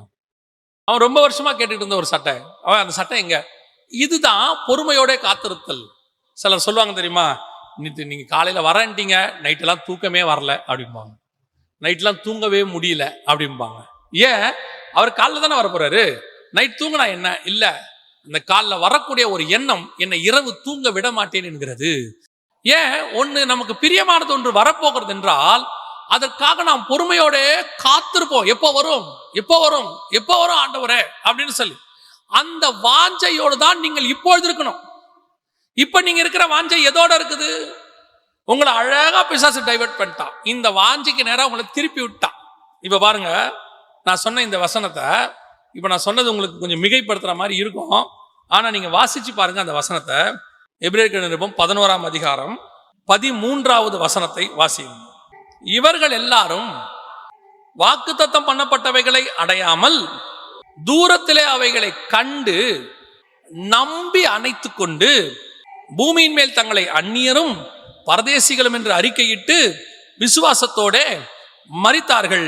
16வது வசனம், அதை அல்ல அதிலும் மேன்மையான பரமதேசத்தையே அவர்கள் விரும்பினார்கள். அப்படின்னா என்ன அர்த்தம்? அவங்களுக்கு ஒன்று வாக்கு பண்ணார் ஆண்டவர், பரமதேசம். அதுக்கு முன்னாடி 9, 10, 11 தேசத்தை ஆசைப்பட்ட ஆபிரகாம் தான் அவரு.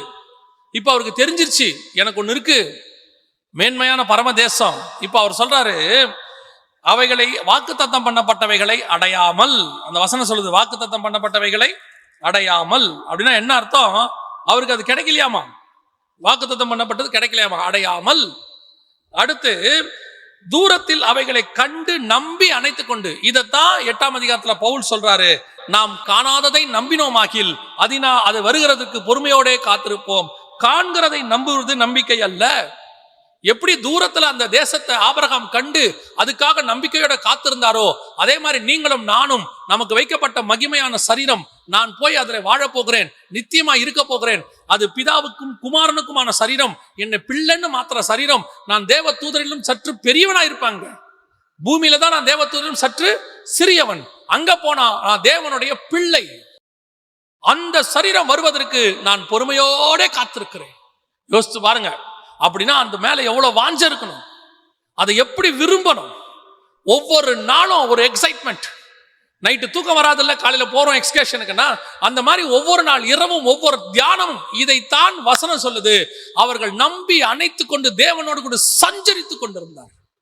என் விருப்பம் வாஞ்சை எல்லாம் அது. இங்க என்னையா கிடைக்கும்? என்ன வேணாலும் கிடைக்கட்டும், எத்தனை கலர் ட்ரெஸ் போடுங்க, எல்லாம் பழசா போயிடும். ஒரு நாள் அது மேல வெறுப்பு வந்துடும். எத்தனை கலர் போடுங்க, எத்தனை வேணா விரும்பி பாருங்க, எல்லாம் பெருசா போயிடும். அது மேல நமக்கு வாஞ்சியே இருக்காது. ஒரு பீரியட்ல போர் அடிச்சிடும். நீ இப்ப இருக்கிறது மேல உனக்கு வெறுப்பு வரணும்னா இன்னொன்னு மேல ஆசை வரணும். அது வந்தாதான் இது போகும். எது மேல ஆசை வரணும் தெரியுமா? உனக்கு நியமிக்கப்பட்டிருக்கிற அந்த சரீரத்தின் மேல உனக்கு ஆசை வந்து நீ காத்திருக்க தொடங்கினாதான் இந்த சரீரத்தின் மேல உங்களுக்கு வெறுப்பு வரும். இது மேல இருக்கிறதான அந்த வெறி போகும். இந்த வாஞ்ச இருக்குல்ல, அப்படியே இது மேல ஒரு வெறுப்பு, இதெல்லாம் எப்போ உனக்கு உடையும் தெரியுமா? இதெல்லாம் உடைஞ்சு அதல்ல, அதிலும் மேன்மையான பரமதேசத்தை அவன் நாடினான். இன்னொன்னு இருக்கு, இது எல்லாத்த விட லட்சம் மடங்கு கோடி மடங்கு மகத்துவமானது. ஒரு 80 வருஷத்துல அழியிற இதுவே இப்படி இருக்கும்னா, அதுவும் அழிய போற பூமியில இருக்கிற மண்ணுல செய்யப்பட்டது, ஜஸ்ட் மண்ணுல செய்யப்பட்டது. நீங்களே எடுத்துக்கோங்க, உங்க வீட்டுல இருக்கக்கூடிய தட்டு பீங்கான்ல செஞ்சிருப்பாங்க, ஒரு கப் அண்ட் சாசர் பீங்கான்ல செஞ்சிருப்பாங்க, அழகா டெக்கரேட் பண்ணிருப்பாங்க. அதை அப்படியே கொண்டு வந்து முன்னாடி வைப்பாங்க, பார்க்க ரொம்ப அழகா இருக்கும். நீங்க என்னதான் செஞ்சாலும் அதை கொண்டு போய் பேங்க் லாக்கர்ல அடமானம் வைக்க முடியாது. அதை கொண்டு போய் ஒரு மார்வாடி கடையில அடமானம் வைக்க முடியாது. அழகா இருக்கு, அல்ல அவ்வளவுதான். அது ஒரு பீங்கான், ஒரு மண்ணுல செய்யப்பட்ட ஒண்ணு, அழகா இருக்கு, காஸ்ட்லி. ஒரு இடத்தில் அது இல்லாமல் போகும். நான் ஒரு நாட்டுக்கு போயிருந்தேன். அப்போ அந்த நாட்டுல முன்னாடி ராஜாவா இருந்தவர், அவருடைய அரண்மனை இருக்கு, சுத்தி காட்டுறாங்க. அப்ப அங்க இருந்த சகோதரர் சொன்னார், வாங்க இந்த ஒரு அரண்மனையை சுத்தி பார்க்க போவோம்னு சொன்னார். அப்ப போகும்போது இந்த அரண்மனையை சுத்திட்டே வரும்போது ஒரு அரண்மனைக்கு பின்னாடி ஒரு இடத்துல ஒரு சேர் ஒன்று இருந்துச்சு, கவனிப்பாரற்று கடந்தது. அது அப்படியே ஒரு ரூம்குள்ள கடந்தது. அப்போ நான் அவர்கிட்ட கேட்டேன், இது என்ன ஒரு ரூம், இது உள்ள ஒரு சேர் கிடக்குது அப்படின்னு. அவர் சொன்னாரு, இதுதான் இவருக்கு முன்னாடி இருந்த ராஜா வச்சிருந்த சேரு. அவர் செத்த உடனே அந்த சேரை தூக்கி போட்டாங்கன்னு. இப்ப யோசிச்சு பாருங்க, அவர் உட்கார்ந்து இருக்கும் போது அந்த சேருக்கு என்ன மரியாதை, எவ்வளவு பெரிய மரியாதை. அந்த சேர்ல அவர் உட்கார்ந்தாருன்னா ராஜா உட்கார்ந்து இருக்கிறாரு, அதுக்கு பேரு சிங்காசனம். அது பேர் அவர் உட்கார்ந்து அவர் எத்தனை தீர்ப்பு கொடுத்திருப்பாரு, எத்தனை பேரை சந்திச்சிருப்பாரு. அவர் போனாரு, அதுக்கு மதிப்பெல்லாம் போச்சு. அதே மாதிரிதான் உங்ககிட்ட இருக்கிறது என்ன காஸ்ட்லியாவனா இருக்கட்டும், அதுக்கு மதிப்பு இருக்காது.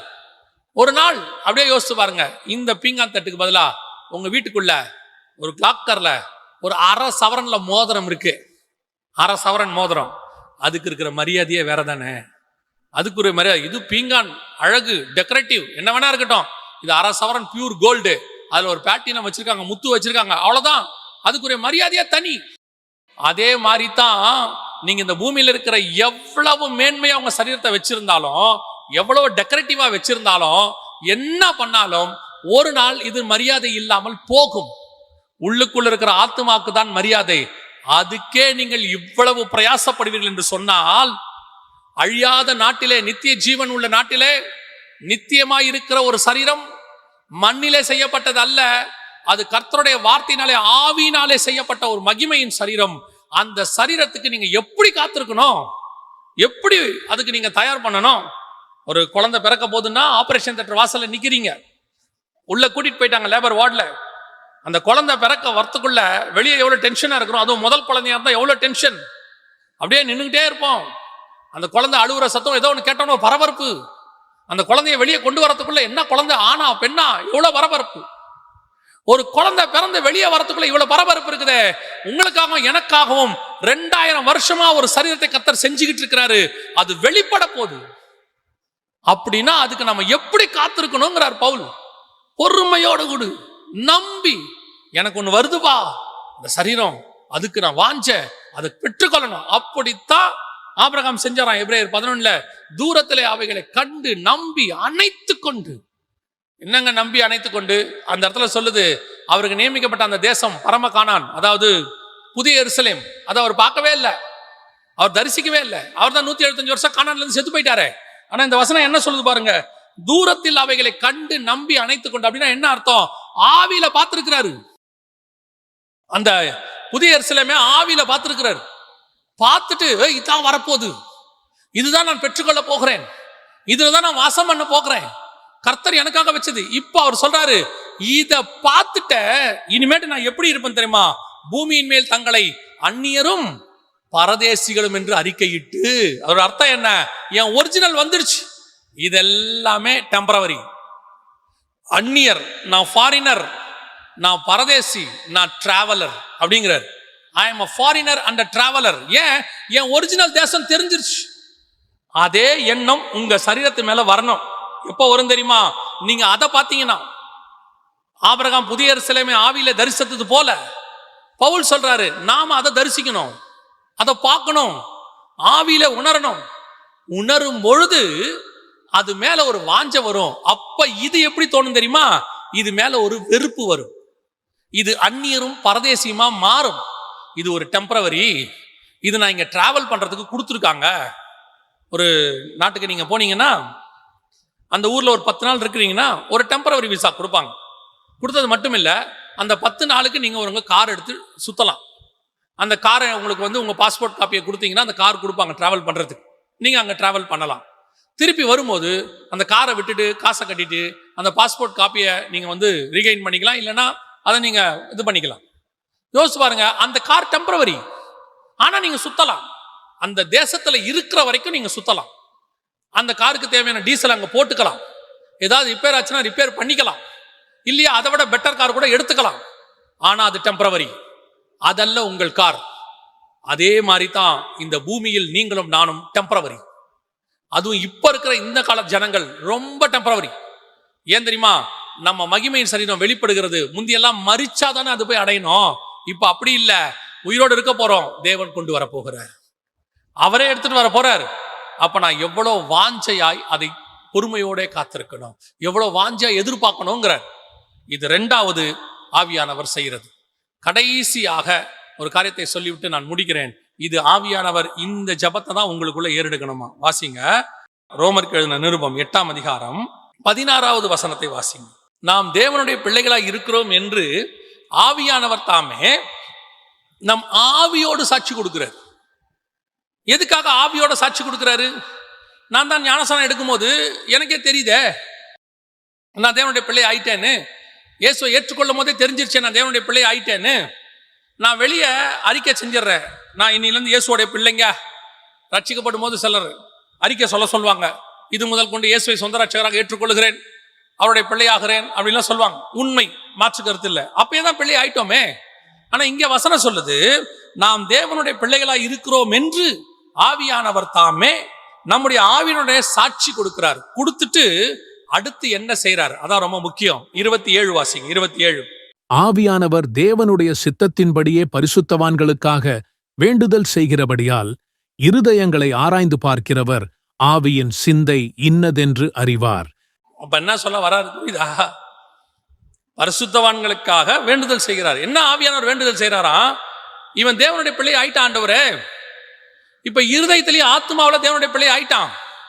ஆனா இவன் அந்த இருதயத்துல தேவனுடைய பிள்ளை ஆகிற சிந்தை, அந்த விருப்பம், அந்த வாஞ்சை இவனுக்குள்ள வரணும்.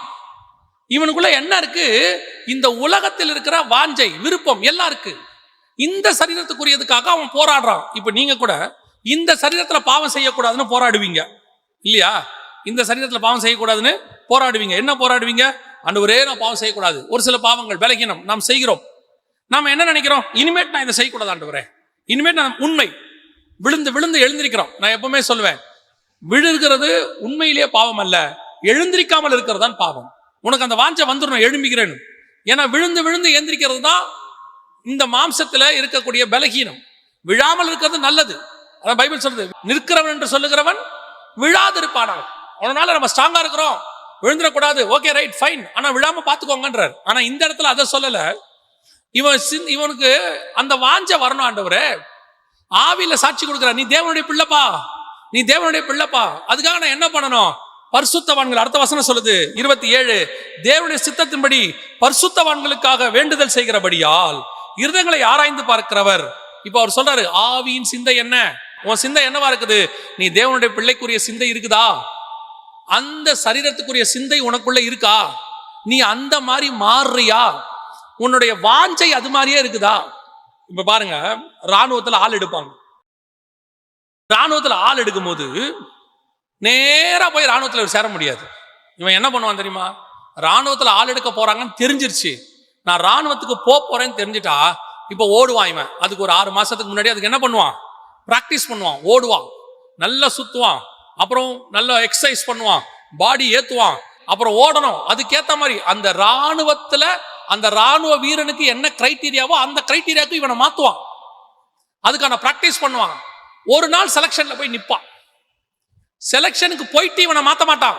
நல்லா தெரிஞ்சுக்கொள்ளுங்க, நான் முதல்ல செலக்ஷனுக்கு போயிடுறேன், நீங்க என்ன செலக்ட் பண்ணுங்க, நான் போய் நீங்க நினைக்கிற ஸ்ட்ரக்சருக்கு மாறிட்டு வரேன், இல்ல நீ அன்ஃபிட், நீ ஆக மாட்ட.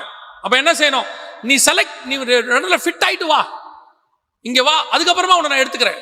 அதுக்கப்புறம் வேற பிராக்டிஸ் இருக்குப்பா, ஆனா பேசிக்கா இதை நீ செய்யணும். ஃபிட் பண்ணிட்டு வா, ஃபிட் பண்ணிட்டாங்க வா. அதைத்தான் ஆவியானவர் என்ன செய்யறாராம், ஒரு மகிமையின் சரீரம் வரப்போது, நீ தேவனுடைய பிள்ளைகளா இருக்க போற, உன் சரீரத்தோடு உன் சிந்தையோடு கூட அவர் போராடுகிறார். நீ எதை சிந்திக்கணும் அந்த சரீரத்துக்குரிய சிந்தி, நீ எதை மாதிரி மாறணும் அந்த சரீரத்துக்குரிய மாதிரி மாறு, உன்னை ஃபிட் பண்ணு, அதுக்கேற்ற மாதிரி ஃபிட் பண்ணு. நான் இப்ப அந்த சிந்தையிலேயே இல்லையே, அதுக்கான பிராக்டிஸ்ல இல்லையே. உனக்கும் எனக்கும் அந்த தேவனுடைய பிள்ளை என்கிறதான மாற்றம் வரணும், உனக்குள்ள அந்த தாட் வரணும். அப்போ உன் சிந்தனை எல்லாம் அதை பத்தியே இருக்கும்னா, இப்ப எப்படி அந்த ராணுவத்துல சொல்லியிருப்பாங்க 5 அடி இருக்கணுங்க, டெய்லி புல்லப்ஸ் இருப்பான், 5 அடிக்கு மாறுவான், நிறைய அந்த முளைக்கட்டின பயிர் சாப்பிடுவான், பாடி ஏறணுங்க. அதுக்கேற்ற மாதிரி அந்த கிரைட்டீரியா உனக்கு தெரியணும், அந்த அந்த அமைப்பு உனக்கு தெரிஞ்சு அந்த தேவனுடைய சரீரத்தை எனக்கு வச்சதுக்கு ஏற்ற மாதிரி நான் மாறணும் நீ முடிவெடுத்தினா, அதுக்கேற்ற மாதிரி ஒவ்வொரு நாளும் மாறுவேன். உங்களுக்கு உண்மையை சொல்லட்டுமா, நீங்க மாறும்போது இந்த சரீரத்தில் அது தெரியும். நீங்க மாறுறது எங்க தெரியும், இப்ப நீங்க வச்சிருக்கிற உங்க சரீரத்துல தெரியும். தெரியுமான்னு கேக்குறீங்களா? வாசிங்க 1 கொரிந்தியர் 13ஆம் அதிகாரம் 12வது வசனத்தை வாசிங்க. இப்பொழுது கண்ணாடியிலே நிழலாட்டமாய் பார்க்கிறோம், அப்பொழுது முகமுகமாய் பார்ப்போம். என்னத்தை இப்பொழுது கண்ணாடியில் நிழலாட்டமாய் பார்க்கிறோம், அப்ப என்ன நாம் முகமுகமாய் பார்ப்போம் அப்படின்னா எதை சொல்றாரு? வாசிங்க 2 கொரிந்தியர் 3ஆம் அதிகாரம் 18வது வசனம் வாசிங்க. கர்த்தருடைய மகிமையை கண்ணாடியில் காண்கிறது போல கண்டு ஆவியாய் இருக்கிற கர்த்தரால் அந்த சாயலாய் தானே மகிமை மேல் மகிமை அடைந்து. அப்ப என்ன சொல்ல வருதுன்னா, நீ போய் கண்ணாடிக்கு முன்னாடி நில்லு, கண்ணாடியில போய் நீங்க நின்னீங்கன்னா கண்ணாடியில என்ன தெரியும்? கண்ணாடியில என்ன தெரியும்? உங்க முகம் தெரியும், அப்படிதானே? உங்க முகம் அப்படியே அங்க என்ன செய்யும்? தெரியும். நீங்க கண்ணாடியில போய் நின்னீங்கன்னா ஆவியில அந்த சரீரம் தெரியும், அந்த சரீரம் தெரியும். அது எப்படி தெரியுமா? நிழலா தெரியுமா? கொஞ்சம் கொஞ்சமா கொஞ்சம் கொஞ்சமா நீங்க நிப்பீங்க, அங்கே மகிமையின் சரீரம் தெரியும். நிற்கும் போது என்ன தெரியும்? மகிமையின் சரீரம். நான் சொல்றது லிட்டரலா கண்ணாடியில் இல்ல, உங்களை பார்க்கிறவன் கண்ணாடியில் பார்க்கிறது போல. அதோட அர்த்தம் என்ன? உங்களை தான் பார்ப்பாங்க, ஆனா நீங்க தெரிய மாட்டீங்க. உங்களுக்கு வச்ச தேவனுடைய சரீரம் உங்களுக்குள்ள இருந்து அவருக்கு வெளிப்படும். அந்த மகிமை உங்களுக்குள்ளே வரும். வர்றது மோசேன்னு தெரியுது, வர்றது மோசேன்னு நல்லா தெரியுது, ஆனா முகம் தெரியல, பிரகாசமா இருக்குது. என்னடா முகம் பிரகாசமா இருக்குது, ஓ முகம் தெரியலையா, பிரகாசமா இருக்கு, பார்க்க முடியலையா? சில நேரத்தில் நீங்க ஹைவேஸ்ல போயிட்டு இருக்கும்போது பாருங்க, எதிரில் 2 லைட்டு பளிச்சுன்னு அடிக்கும் ஹைவேஸ்ல. நம்ம நினைப்போம் ஏதோ லாரி வருது போலன்னு, பார்த்தா காரா இருக்கும், காரா இருக்கும். ஏன்? அந்த லைட்டு வெளிச்சம் அதுக்குள்ள என்ன இருக்குன்றதை என்ன பண்ணிடுது? மறைச்சிடுது. லைட்டு தான் அடிக்குது. அதே மாதிரி தான் மோசே வரும்போது லைட் அடிக்குது முகத்துல, அப்படியே பளிச்சுன்னு அடிக்குது. அடிச்சா இது மோசே தான் தெரியுது, ஆனா மோசே முகம் இல்லை. அங்க பார்த்தா ஒரு வெளிச்சம் அடிக்குது. இந்த வெளிச்சம் எங்க இருந்து வந்துச்சு? தேவனை போய் மலையில பார்த்த உடனே அவர் முகத்துல இருக்கிற வெளிச்சம் இவன் முகத்துல அடிச்சு, இப்போ மோசே முகத்துல இருந்து வெளிச்சம் தெரியுது, மோசே தெரியல. நான் சொல்றது உங்களுக்கு புரியுதா? அதே தான் நீங்கள் தேவ சமூகத்துல தேவனை விரும்பி தேவ சாயலாய் மாறணும்னு போய் நிற்கும் போது உன்னுடைய பேச்சில, பார்வையில, செய்கையில, சிந்தனையில எல்லாத்திலையும் கிறிஸ்து பிரதிபலிப்பார். கிறிஸ்துவனுடைய பிள்ளை என்கிற சுபாவம் பிரதிபலிக்கும். நீ அப்பதான் கொஞ்சம் கொஞ்சமா மாறுவீங்க.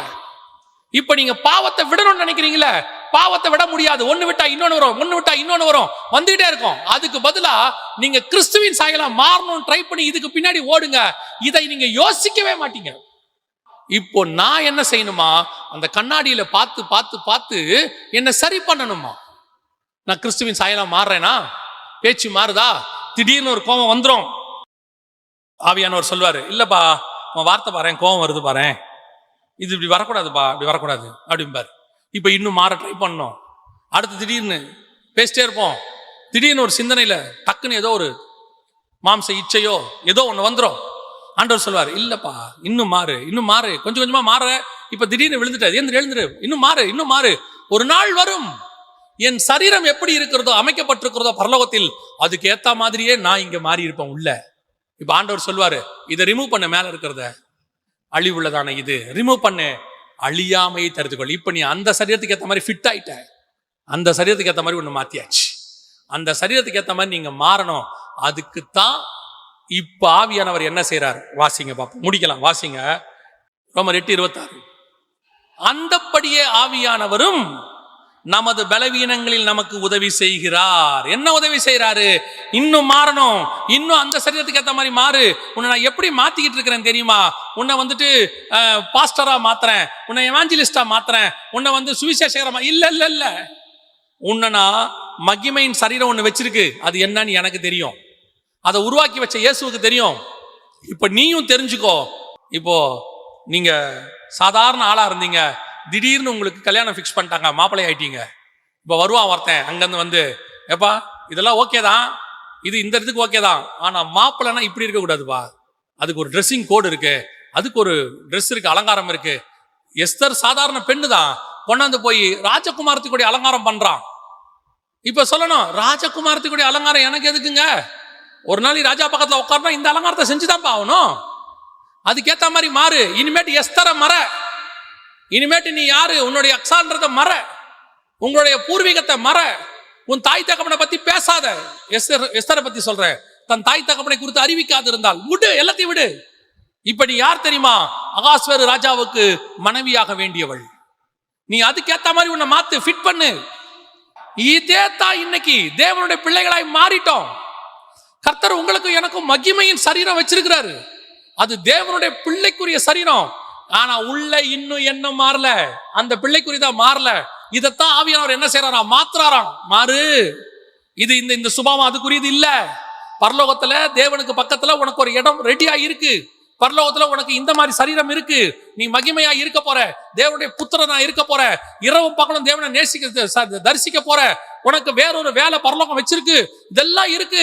அதுக்கேத்த மாதிரி மாறு மாறு மாறுனா இது இங்க மாற மாட்டேங்குது. உள்ளுக்குள்ள இன்னும் இருக்கு, இன்னும் வீடு வாங்கணும், இன்னும் கார் வாங்கணும். சாகறதுக்குள்ள எப்படியாவது பின்னாடி இருக்கிற ரப்பர் தோட்டத்தை வாங்கிட்டா சாவேன். ஆண்டவர் சொல்றார், இன்னும் நீ மாறல. இந்த உலகத்துல உனக்கு வெறுப்பு வரணும், உன் சரீரத்தின் மேல, உன் மேல, எல்லாத்துலயும் வரணும். ஏன்னா உன் ஆத்மா வேறொரு சரீரத்துக்காக செய்யப்பட்டது. அது இங்க ஒரு டெம்பரவரியா இருக்கு. அதனாலதான் பைபிள் சொல்லுது, இந்த ஆத்மா இந்த சரீரத்துக்குள் சிக்கி தவிக்குதாமா. ஆண்டவரே அந்த மாயைக்கு கீழ்படுத்துறாராம். கொஞ்ச நாள் இதுல இருப்பான்னாராம். கொஞ்ச நாள் என்ன செய்ய, இதுல இரு. ஒரு பெரிய பணக்காரரு தான் பையன்கிட்ட பல ஆயிரம் கோடி ரூபாய் பிசினஸ் ஒப்படைக்கிறதுக்கு முன்னாடி சொன்னாரு, நீ போய் ஒரு கடையில வேலை செய்யினாரு. கொஞ்ச நாள் இங்க இரு, அந்த வேலை செய், கத்துக்கோ. அந்த கத்துக்கிட்டு அந்த இடத்துல பசினா என்னன்னு பாரு, பொட்டலம் அடிக்கிறதுனா என்னன்னு பாரு, ரோட்ல நடக்கிறதுனா என்னன்னு பாரு, ஏழைகள் கஷ்டம் என்னன்னு பாரு. அதுக்கு மேல கொண்டு இங்க உட்கார வைக்கிற. ஆனா நீ அங்க இருக்கும் போதும் என் பிள்ளை தான், யாருக்கிட்டையும் சொல்லக்கூடாது. ஆனா நீ என் பிள்ளை தான், அவனுக்கு போட்ட கட்டளை. அதே மாதிரிதான் நாம் இந்த பூமியில ஒரு காரணத்துக்காக இந்த சரீரத்துக்குள் வைக்கப்பட்டிருக்கிறோம். Temporary work. இத ஜெயிச்சு வெளியே வரும்போது பலாயிரம் கோடி அல்ல, பலாயிரம் ஆண்டுகள் வாழக்கூடியதான ஒரு மகிமையின் சரீரத்துக்கு ஹெவன்ல கொண்டு போய் கர்த்தர் உட்கார வைக்க போறார். அப்ப என் வாஞ்சை எல்லாம் அது மேலதான் இருக்கணும், அதுதான் இருக்கணும். என்னடா பெரியது, மிஞ்சி போனா 3 வேளை சாப்பாடு, போய் தள்ளு. என்ன இன்னைக்கு காசு இருக்கா கையில, விட்டு தள்ளு. 70 வயசுல என்ன பண்ணுவீங்க? 40 வயசுல நடத்துற தேவன் 70 வயசுலயும் நடத்துவார். எனக்கு தான் 70 ஆகும், கர்த்தருக்கு 70 ஆகாது. நான் அதை பத்தி யோசிக்கவே கூடாது. 70 இருப்போமா, 80 இருப்போமா, இன்சூரன்ஸ் போடுவோமா, உனக்கு எதுக்கு அந்த கவலை? உன் கவலையெல்லாம் என்னவா இருக்கணும் தெரியுமா? எனக்கு ஒண்ணு வச்சாரே ஆண்டவரு, அது என்னது? 2வது, அந்த சரீரத்தை நான் பார்க்கணும். 3வது, அதுக்கேத்த மாதிரி நான் மாறணும். இந்த வாஞ்சையில நீ ஓடினா இந்த பூமியில இருக்கிற எல்லா பாவத்தையும் உன்னால் ஜெயிக்க முடியும். அதை ஒரு பொருட்டாவே நீ நினைக்க மாட்ட, அது ஒரு விஷயமாவே உங்களுக்கு இருக்காது.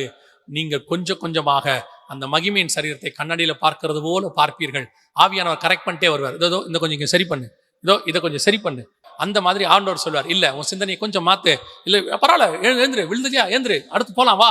ஏன்னா நீ மேல ஒரு முக்கியமான இடத்துக்கு போயிட்டு இருக்கிற. இதெல்லாம் ரொம்ப தடுமாறி விழாம சைக்கிள் கத்துக்கிட்டவனே கிடையாது. கொஞ்சம் கூட வழுக்காம பனிப்பாறையில ஏறி மேல மலை மேல போனவனே கிடையாது. எல்லாம் இருக்கும். ஏறு ஏறு ஏறு ஏறு ஏறு. ஏன்? என் டெஸ்டினேஷன் எனக்கு தெரிஞ்சிருச்சு. அதை நான் வாஞ்சையாய் தொடருகிறேன். அல்லேலூயா. நீங்க அந்த தாட்டுக்குள்ள வந்துட்டீங்கன்னா உலகத்தை ஜெயிப்பது ஈஸி. நீங்கள் எதுக்கு ஜெபம் பண்ணணும்னு ஆவியானவர் சொல்லி கொடுப்பார். நாம் ஜெபிக்க போகிறோம். எந்திரிக்கலாமா? நாம எல்லாரும் உங்களுக்கு வைக்கப்பட்டதான அந்த மேன்மை உங்களால தரிசிக்க முடியுதான்னு பாருங்க.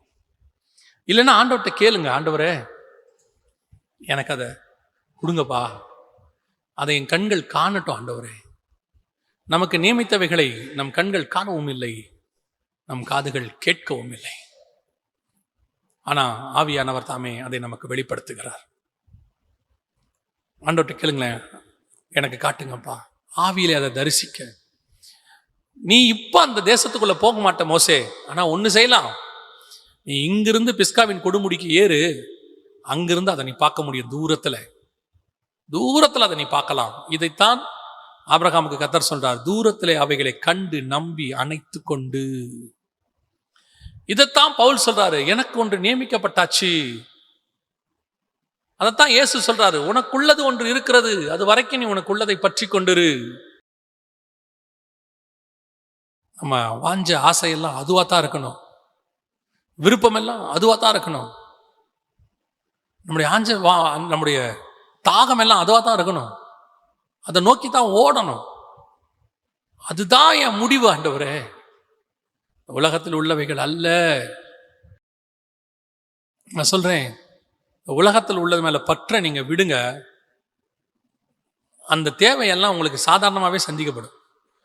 நீங்க அதை ரொம்ப பெருசா நினைக்கிறதுனால தான் அதுக்கு பின்னாடி ஓடுறீங்க. அது மாயையா உங்களுக்கு கிடைக்காமே ஓடுற மாதிரி உங்களுக்கு தோணுது. நீங்க அதை விட்டுட்டு விடுங்களேன், நீங்க தேவனுக்கு பின்னாடி போங்களேன். நன்மையும் கிருபையும் உங்களை தொடரும். நீங்க விரும்புறதெல்லாம் தானா உங்க பின்னாடியே வரும். நீங்க தேவனுக்கு பின்னாடி போங்க. உங்க விருப்பம் எல்லாம் அவர் உங்களுக்கு நியமிச்சதா மட்டும் இருக்கட்டும். ஒப்பு கொடுப்போமா தேவ சமூகத்துல? அந்த வாஞ்ச எனக்கு ஃபிக்ஸ் பண்ண அந்த மகிமையின் சரீரத்தை நான் அட்டைன் பண்ணுவாண்டவரே. என் எண்ணம் ஏக்கம் எல்லாம் அதான், என் எதிர்பார்ப்பெல்லாம் அதான், என் வாஞ்சையெல்லாம் அதான்.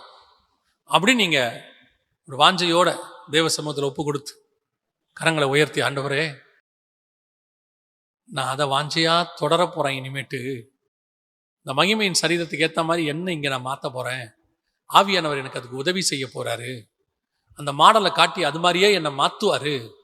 மலையிலே காண்பித்த மாதிரியின்படி கீழே கட்டுறதுக்கு எனக்கு ஆண்டவர் சொல்லி கொடுப்பாரு, எச்சரிக்கையா இருக்க சொல்லியிருக்கிறாரு. ஒப்பு கொடுப்போமா? சர்வ வல்லமை உள்ள எங்கள் தகப்பனே, எங்களுக்கு மலையிலே ஒரு மாடல் இருக்கு ஆண்டவரே, பரலோகத்தில் எங்களுக்கு ஒரு மாடல் இருக்கு. அதன்படி நாங்கள் பூமியிலே எங்களை கட்ட எங்களுக்கு கிருபை பாராட்டு. எங்க ஆவி ஆத்மா சரீரம் அதுக்கு ஏற்ற மாதிரி மாற கிருபை தாங்க. ஆவியானவர் எங்களை ஆவியோடு கூட இடைபடுங்க, சாட்சி கொடுங்க.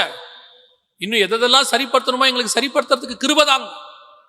முற்று முடிய உம்மை போல நாங்க மாற கிருபை தாங்க. எங்கள் பலவீனங்களில் எங்களுக்கு உதவி செய்யுங்கப்பா. இன்னும் நாங்க ஜெயிக்க எங்களுக்கு கிருபை தாங்க. இங்க இருக்கிற ஒவ்வொருத்தருக்காக நான் ஜெபிக்கிறேன்.